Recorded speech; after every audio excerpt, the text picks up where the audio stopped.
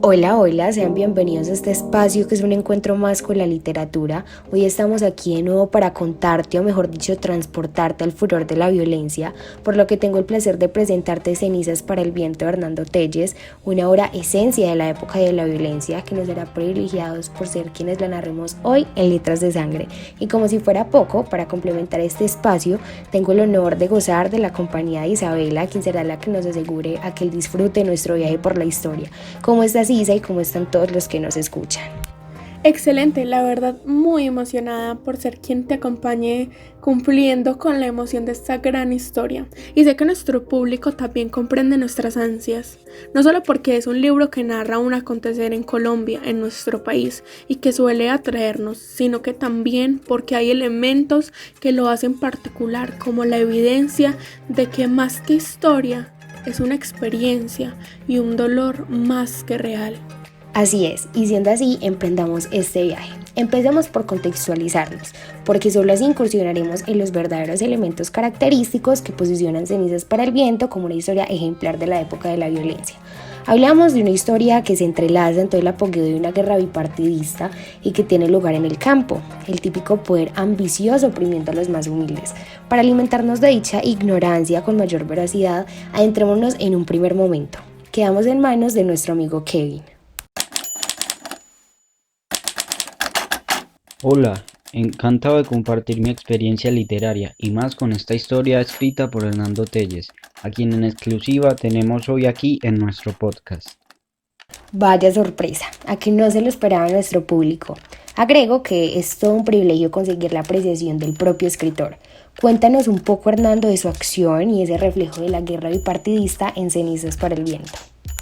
Hola, soy Hernando Telles y me alegra estar aquí el día de hoy, al igual que saber que mi libro ha dado un gran impacto. Como seguro lo vieron en Cenizas para el viento, se alimenta de todo el contexto del desplazamiento y el maltrato al que se limitaron muchos de los campesinos de nuestro país. Pero para fortalecer este punto, lo más propio es adentrarse en su desenlace, así que vamos a verlo.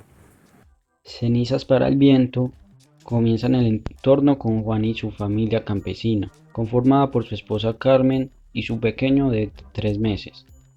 Su aposento era una casa de madera y paja, pero allí circundaban pequeños cultivos de maíz, papa y zanahoria, sin duda una propiedad que atraía. Coincidían en que vivían en un ambiente tranquilo hasta que en dicha propiedad se apareció un joven ya distinguido de familia. Se encontraba parado allí misterioso y con un comportamiento que a Juan particularmente lo confundía, ya que era el hijo de Simón Arévalo, y ya decían las malas lenguas que ahora incursiona en negocios raros. Juan quiso indagar en el motivo de su presencia, y después de intentar que hablara porque hacía presencia silenciosa, y para cuando estaba en compañía también de su esposa, ordenó imponentemente que se tenía que ir de su casa. Juan, ante esta acción, se negó completamente y dejó que se fuera tal hombre sabiendo que no iba a atender a su notificación por desconocer el por qué ordenaba su desplazamiento. Y además no entendía por qué el interés en una propiedad que comparada con las del pueblo eran insignificante y humilde. Considerando que el último reporte multipartidista advierte que cerca de 16.190 personas han sido desplazadas este mismo año, nos resulta impactante y muy propio atender esta historia que muestra un caso tan particular y tan real en nuestro país. Sin duda, una discriminación entre liberales y conservadores que iba al tope, tanto así que se mataban entre todos cuando se conocían que pertenecían a opuestos partidos políticos. Esta historia definitivamente me está atrapando, así que ¿qué tal si hacemos una pequeña pausa e introducimos una corta canción que ilustra perfectamente el sufrimiento y el dolor que se convirtió en el llanto de los campesinos desplazados? Robaron nuestro destino y nos dieron dos opciones, derecha e izquierda, y ambos bandos son ladrones. Gastaron nuestro dinero en carros y mansiones y los otros se olvidaron de las revoluciones. Nos metieron en la mente que el problema es la guerrilla y 30 años en la selva matando a sangre fría. Y ahora que ya no hay FARC, que la selva está vacía porque sigue muriendo gente por falta de comida. Un hombre investigado con más de 100 procesos en otros países ya aquí los condecoran, como reyes los trataron, tras del hecho los premiaron. Él es el gran colombiano, ¿y quién va a responder por las masacres en el campo? Por los falsos positivos y todos los desplazados. Solo quiero que me escuches, basta de idolatría. O alguno te ayudó cuando en tu casa nada había. No hay nada que agradecerles, les tenemos. Esa misma semana, Juan, ya intrigado, le hizo una visita al centro del pueblo, pues buscaba hacer unas compras. Observó detalladamente y percibió sin duda un ambiente distinto, quizás un cambio considerable en las personas. Sin embargo, le fue indiferente y se dirigió al lugar donde haría tales compras.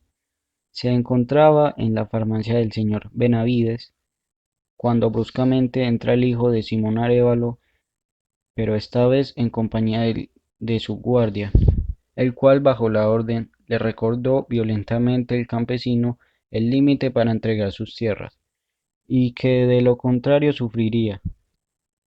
Remató latigando con su cinturón, y podría asegurar que, si el hijo de Simón Arévalo no interviene por considerarlo un hombre pasivo, Juan no viviría para contarlo. Posterior a esto pasaron 7 días, en los cuales Juan y su familia insistían en resistirse ante la idea de huir. Eran las 5 de la mañana y los perturbaba una serie de disparos. Todos se levantan y Juan accede a mirar de quién se trata. Justo al frente, el guardia despiadado que anteriormente le había dado una golpiza y el hijo de Simón Arévalo gritaban que se tenían que ir de nuevo, y que si no lo hacían no iban a responder por las acciones que tomarán.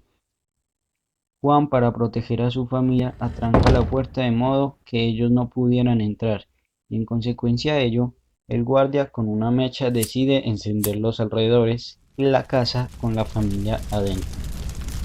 El guardia, en compañía del hijo de Simón Arévalo, orgullosos, se dirigieron a informar al alcalde la atrocidad que habían cometido, justificados con que ellos se habían resistido y no tenían tiempo que perder. Y así es como termina el libro. Es la acción que ofrece Cenizas para el Viento. Desconcertante, ¿no? Definitivamente la realidad desafía la ficción. Pero entonces sigamos intentando encontrarnos con la intimidad literaria de Cenizas para el Viento. Cenizas para el viento es la narración de un contexto de la guerra bipartidista, es ese enfrentamiento de liberales y conservadores que ha marcado a Colombia como un país en donde aún no cesa la violencia y las injusticias, por lo que como primera característica identifiquemos que esta historia nos sumerge en algo verídico, nos sumerge en el testimonio de una Colombia crucial que aún no ha podido sanar. Comparto todo este dolor, ya que en la actualidad persiste la lucha contra este gobierno y contra los diferentes grupos armados que tenemos en nuestro país. Y no cesa, se multiplica. La violencia y el ser testigos de miles de personas asesinadas se ha convertido en un pan de cada día en nuestros municipios y en nuestros barrios. La violencia atormenta a quien pase por su lado y arrasa con un país que apenas incursiona en querer la paz. Definitivamente es ambiguo creer que no estamos inmersos en una Colombia violenta. El hecho que en el siglo XX fue furor no minimiza nuestra cotidianidad compleja ahora o no nos hace exentos de que la violencia siga siendo nuestra realidad. Por eso entonces indaguemos con Isa en esas circunstancias a las que se vieron sometidos los campesinos bajo la obligación de ser desplazados de sus tierras. Cuéntanos a dónde iban, en dónde encontraban su sustento cuando estaban en la deriva o qué fue lo que alimentó esa fuerza para enfrentar el dolor de que todo por lo que se trabajó algún día se le fue arrebatado. Mayormente partieron a las ciudades a sentir una profunda tristeza por carecer de esa riqueza que nos brinda el campo, por abrir su puerta y no sentir precisamente el olor a la montaña. Recibamos entonces unas citas más textuales que adornan el acontecer de este bello cuento.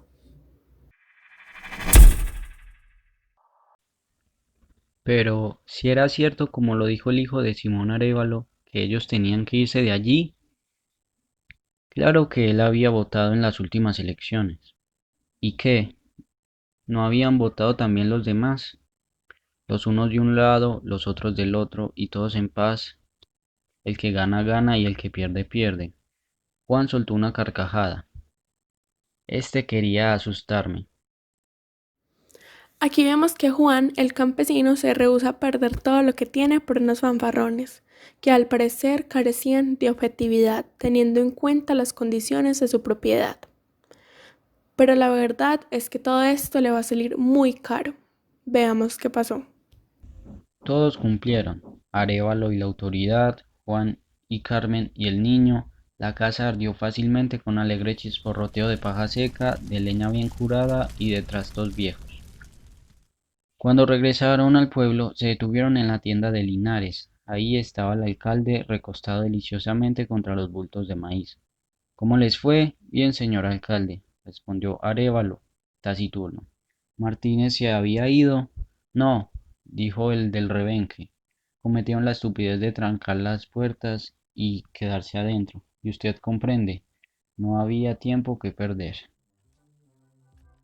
Injustamente todo esto le salió muy caro a Juan, lo perdió todo hasta su propia vida en compañía de su familia en un vil acto por salvar lo poco que tenía. Bajo qué humanidad podrían cometer tal atrocidad, bajo qué sensatez pueden minimizar este hecho diciendo que no había tiempo que perder y bajo qué ignorancia aceptan sin conflicto que nuestro territorio derramó sangre de inocentes.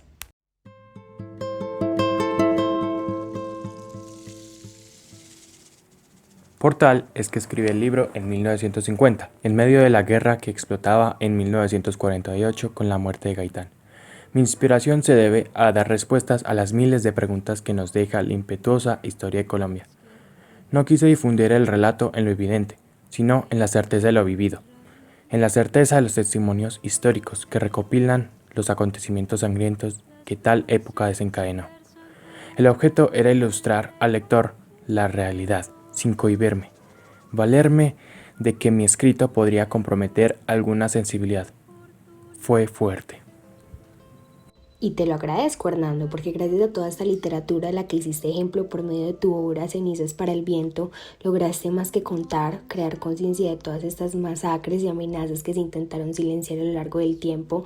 Diste cuenta de un gran dolor que lo sufre principalmente el pueblo, en donde lastimosamente no tienen triunfos que contar, no tienen más que transmitir, un descontento que le generan los que dicen ser sus gobernantes.